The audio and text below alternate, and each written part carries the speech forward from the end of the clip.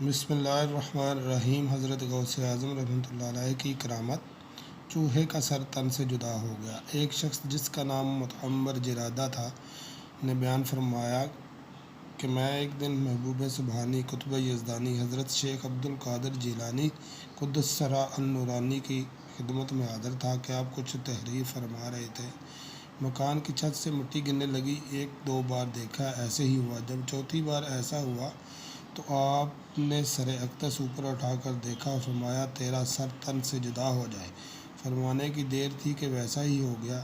آپ اس منظر کو دیکھ کر نہایت مضطرب ہوئے۔ میں نے عرض کیا حضور آپ پریشان کیوں ہیں؟ آپ نے فرمایا کہ میں ڈرتا ہوں کہ اگر مسلمان سے مجھے ایذا پہنچے تو اس کا بھی حال ایسے ہی ہوگا جیسے اس چوہے کا ہوا ہے۔ اللہ پاک بزرگوں کی نافرمانی سے ہم سب کو محفوظ رکھے اور ولی اللہ کے نقش قدم پر چلنے کی توفیق عطا فرمائے۔